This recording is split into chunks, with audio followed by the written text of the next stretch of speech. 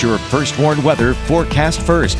Sponsored by Anderson Collision Center. Visit driveanderson.com. Well, temperatures this afternoon warmed into the 70s for many of us, but late into the evening, we're already dropping down a little bit quicker in some spots than others. We're now to around 52 right now in Rockford, still 58 in Freeport, 50 right now in Savannah, 49 the current temperature in DeKalb. Clear skies across the board, though, aside from a little bit of upper level cloud cover that we had earlier this evening, and that continues to allow those temperatures to drop. We'll end up in the mid 40s for overnight lows, rebounding pretty quickly though as we head into tomorrow. Even by noon, we're looking at temperatures into the 70s.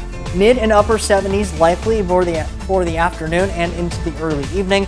And I wouldn't be shocked for a few spots to even touch the 80-degree mark. Let you know how long that trend will stick around and if we see any rain on the horizon. All coming up in your most trusted forecast a little later. A reported vacant residence caught fire this afternoon. How quickly the fire department controlled it and the ongoing investigation.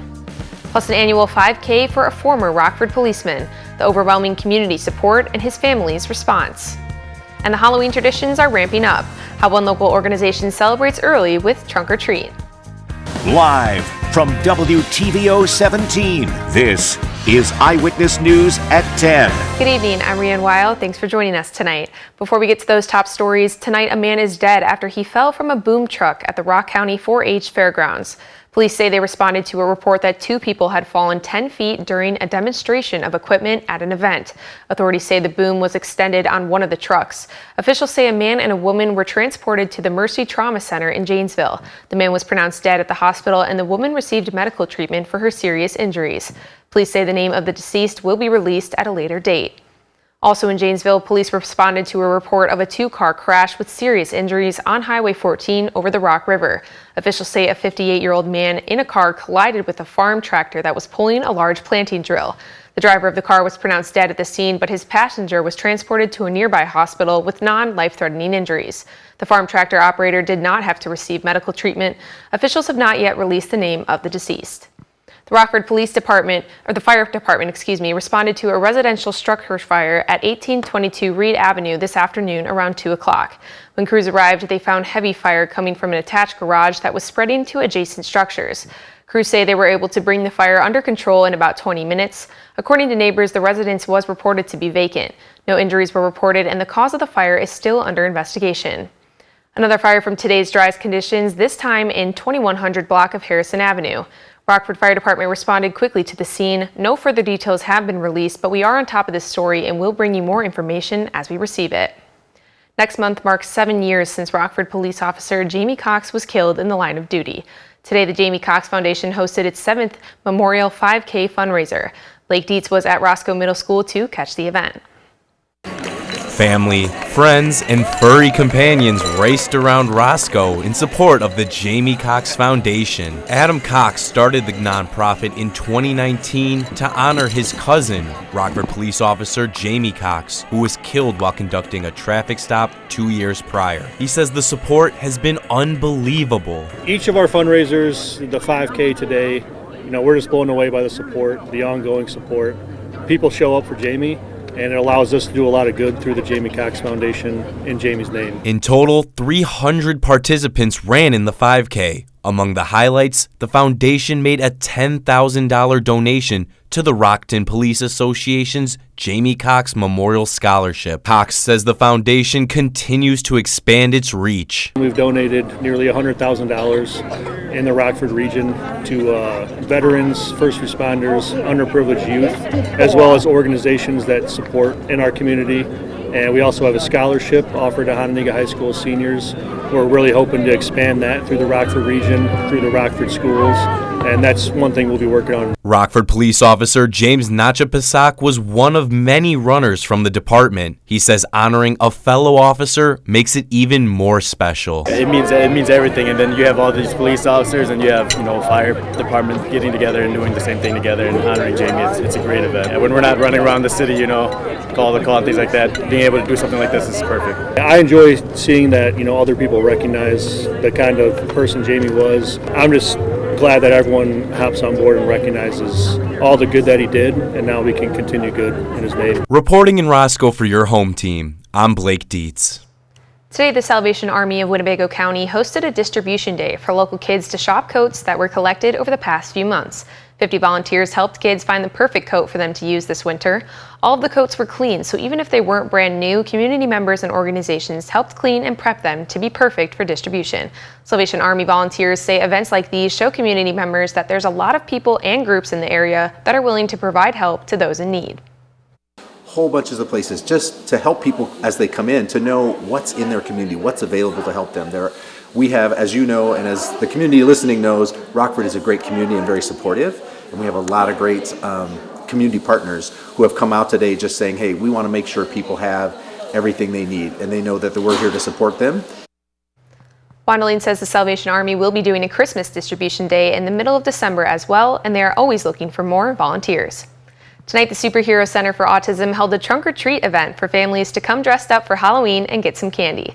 This was the 5th year for the event, and members say this was the greatest turnout they've seen. Now, in the past, they've kept the event for registered members, but this year they decided to open it up to the community.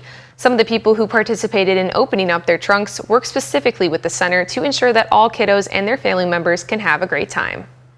We have an amazing community. We reach out, to behavioral therapists, teachers, paraprofessionals, speech pathologists, and all of the people that we work with throughout the year, and they love this event. They love to come out and help us with the trunks, and obviously you can see they're super fun and exciting. Cartier says the organization makes sure to keep all of their events sensory friendly. Their next fundraiser will be January 25th. And today was the Girl Scout Trunk or Treat event in Loves Park, and the community showed their support by enjoying lots of candy and dressing up with them. Lots of Girl Scouts decorated their cars with Halloween costumes that match their own as well. The Scouts organize multiple events throughout the year. This Halloween event is one Scout's favorite, and she says the Scouts are all about learning to advance their leadership skills. Scouts is about just having all girls come out and have a whole bunch of fun. And it's really about being a leader and having to be confident about different people coming out. There will be multiple trunk or treat events throughout October. 3 are tomorrow at Vision's Barbershop, Carlito's Munchie Station, and one hosted by the Ski Bronx. Early voting has begun for the 2024 election, and many voters are taking advantage of it. Hear from both candidates in battleground states coming up next. Our temperatures warm into the low 70s today, well above average for this time of year. That warming trend only gets higher as we head into tomorrow. I'll let you know how long that warmth will stick around and whether or not we have any rain on the way. All coming up in just a few minutes. You're watching Eyewitness News, your home team, with Rianne Weil, Drew Collins, and meteorologist Jordan Wolf.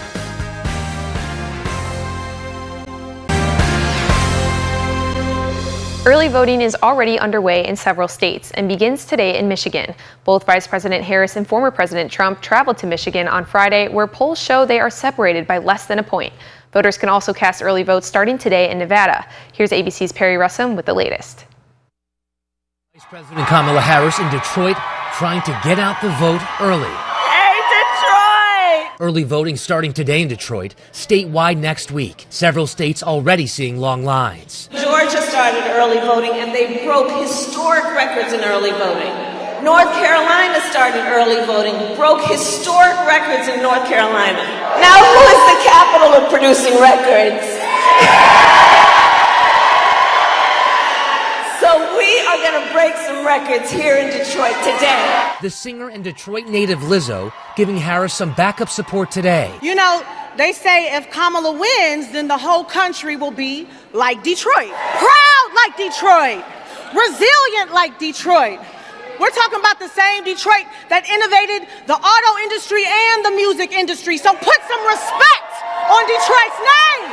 Lizzo referring to former President Trump's comment last week, mocking Detroit. Our whole country will end up being like Detroit if she's your president. Yesterday, Trump back in Detroit doing damage control. And a very, very special, we love this place. We love Detroit. We win Michigan, we win the whole ball game. Both Trump and Harris now moving on to other battleground states. Trump in must-win Pennsylvania. Harris in crucial swing state Georgia, joined by the singer Usher. And next week, with a new Republican ally. I will be headed to Pennsylvania to Michigan and Wisconsin to spend some time with a great American leader, Liz Cheney, and talk with folks about why it's important for us to put country before party. Perry Russum, ABC News, Washington.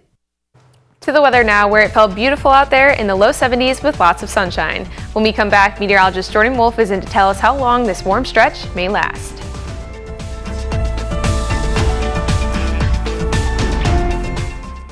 Now, your first warned weather forecast from meteorologist Jordan Wolf.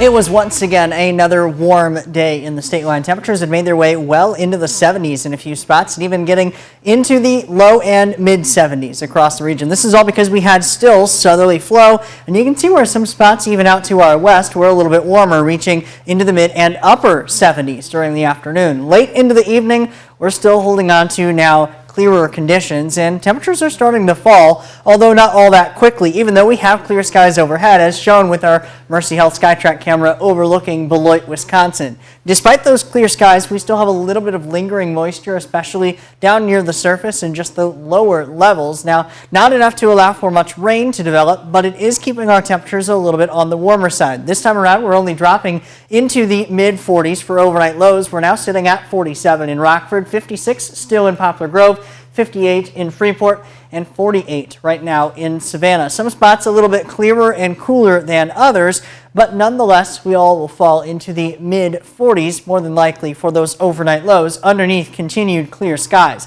I suspect our temperature, at least here in Rockford, may fluctuate back and forth 1 hour or the next, so maybe not necessarily a steady decline, but we'll end up in the mid 40s for those overnight lows. We then rebound tomorrow pretty quickly, actually reaching into the upper 70s, a lot more sunshine, 78 degrees, mostly sunny skies, and another warm breeze, winds gusting from the southwest to around 25 miles per hour during the afternoon.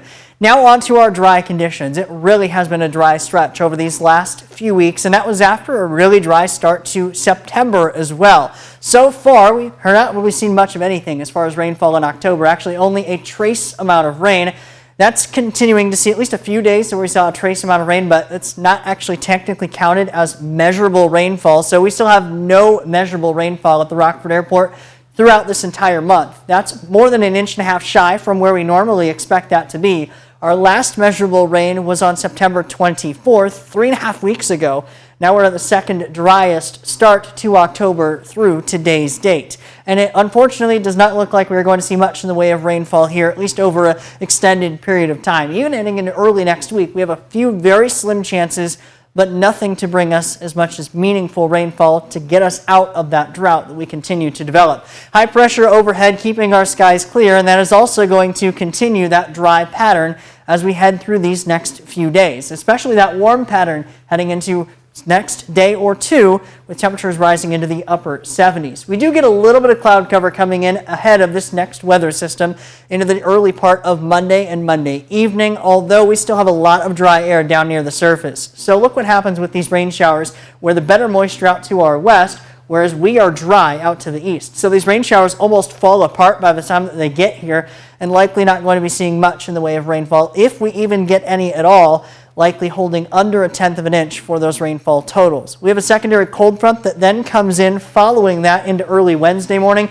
but even that cold front, not a lot of moisture to work with, and therefore likely limiting our rain potential during that time. Even our total rainfall between those two likely staying under 1/10 of an inch in total, and I suspect many spots may not even see any rainfall during that time. We are pretty warm though, even though we have that cold front coming in. 78 tomorrow, 79 on Monday. Overnight lows also still very warm, getting into the 40s before that cold front comes in early into Wednesday, and that brings a brief cool down with temperatures back closer to average, but we rebound again heading into next weekend.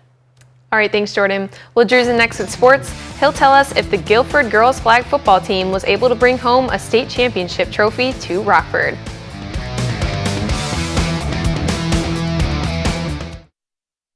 Now sports with Drew Collins. The first IHSA girls flag football state championship game had a Rockford team in it. The Guilford Vikings took the field this afternoon in Villa Park, playing for the title. They landed in the championship game after edging Chicago Whitney Young 6-0 earlier in the day in the semifinal. Their championship game opponent was Palatine Frem High School. Right before halftime, Guilford's quarterback Aisha Smith drops the short pass in the flat to Kamora Strong. The senior is gone, 6-0 Guilford. In the second half, Guilford's other quarterback, freshman Hannah Jordan, throws for Strong, and Strong has yet another touchdown. But this Frem team is really good. Lily Mayer throws one of her 4 touchdown passes to Asia Porraz. Guilford lost to Frem 24-12. Guilford settles for second place in the state, capping off a remarkable season that saw them only lose this one game the whole year. This team has worked so much on and off the field. We have made great bonds with each other, and honestly, it means so much to even be here and it's like playing on this field with them. I'm very proud of us. I'm very proud of us how far we came and what we did today. We made history, like you said, like everybody else has been telling us. We made history, so I'm just happy with what we got. We tried our hardest. We did our best. They worked so hard all season to do this, to get here, and I feel for them. I just hurt, but this is a great group of young ladies.